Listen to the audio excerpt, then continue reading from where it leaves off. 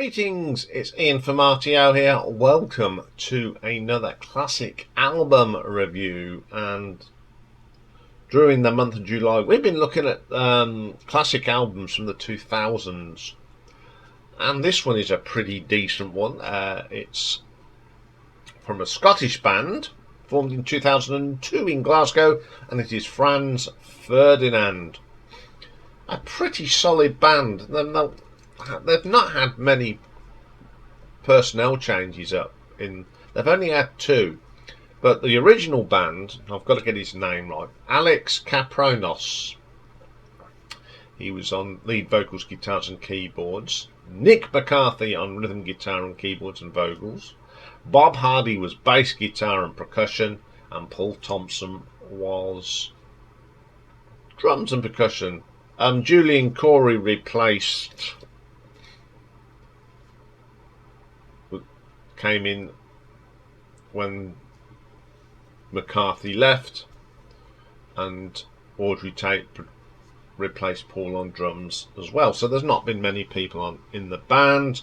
They are one of the most popular post-punk revival bands in the UK. They've had multiple UK top 20 hits. They've been nominated to Grammys, won 2 Brits and an NNE award. So their first album, which was just self-titled, Franz Ferdinand, was released on February the 9th, 2004. And it was recorded in Malmo in Sweden, and it was produced by Tor Johansson. And there's a couple of tracks that they produced themselves. So, as I said, the original lineup was Alex Kapranos, Nick McCarthy, Bob Hardy and Paul Thompson. So the first track is called Jacqueline. Now, I like this. It starts off very gentle with just a little gentle bit of a guitar. Alex's vocal is pretty cool.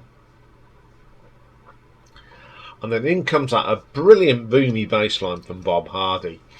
And the track just really kicks off. It's a really strong track. I do like that track quite a lot. Tell Her Tonight is the second track. It just starts off with this really groovy little Bob Hardy bass line. A gentle bit of guitar comes in, and then everyone else comes in. It's really, really good. It's an interesting vocal from as well. So I do like that track very much. Take Me Out. Now everybody knows this. This was the first track I heard by Franz Ferdinand. It was a big hit, and it is still a great track today. I really like this track. Then we get The Dark of the Matinée, another of my favourite tracks, another single, but it's very quirky. The whole track is excellent.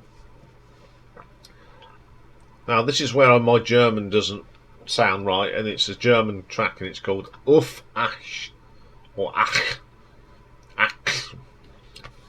Love the drumming in this from Paul. I think it's great. Great vocal from Alex. Solid track. Cheating on You comes now. This has got that great post-punk sound. Driving riffs, thumping drums. Terrific track. Then we get This Fire. Again, Paul's drumming is terrific on this. There's some really nice cymbal work on this as well. Crisp and clear, and I love the guitar little bits in it as well. Dance of Pleasure is next. Really good track. Starts off with that great bass line. The drums come in, the guitars come in. Solid as you like. Michael, very good track. Outstanding guitar work on this.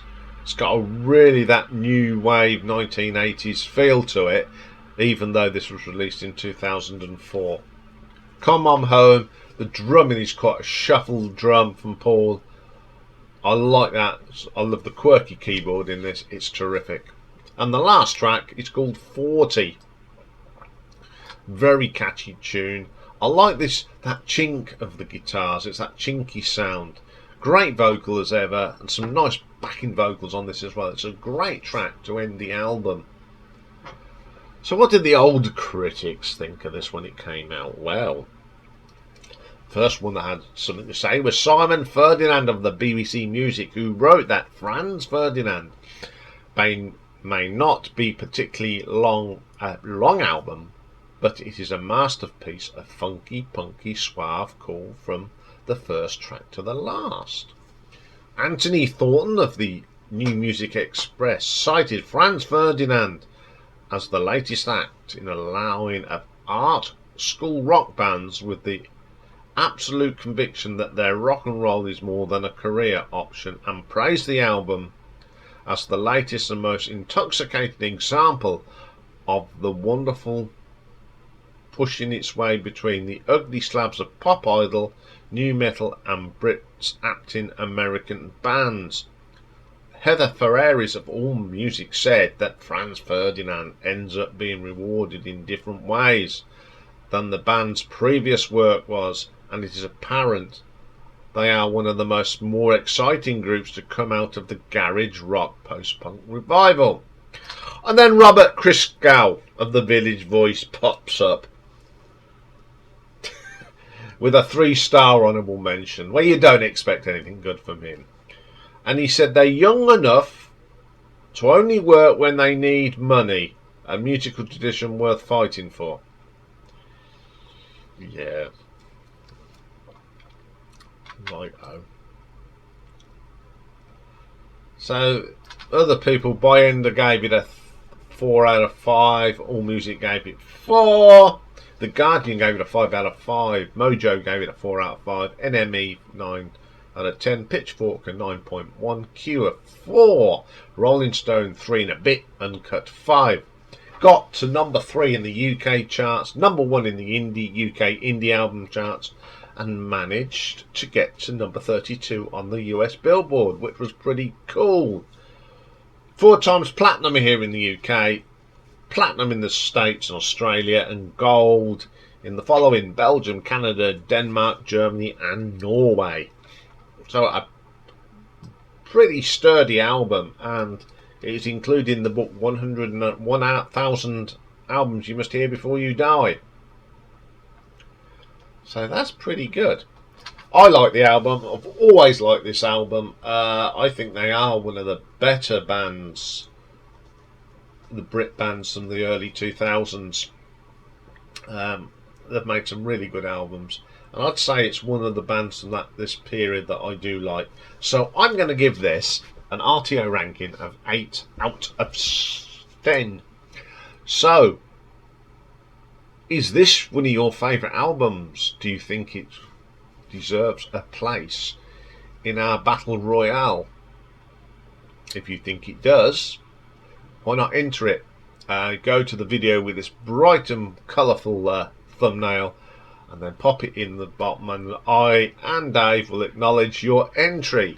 You've got till the 17th of September midnight UK time to get them in, so we can put together a wheel and do the draw, and then we will start the battles on Thursday the 5th of October until we end up with just one. And if that's you, you will win a exclusive one-off t-shirt, and if you get to the semi-finals, you will just get one of my lovely mugs. So there we go. That's all for today. Tomorrow, of course, is the last Tuesday of the month, which means it's Ladies' Day, and we've got 2 contrasting people tomorrow. First up in the album ranking, and it's a tribute to the late great Tina Turner, and then we have got one of the best operatic female singers at the moment, all the way from New Zealand, and it's the incredible Hayley Westerner. So that's all coming up tomorrow. Have a great day, everyone, and bye for now.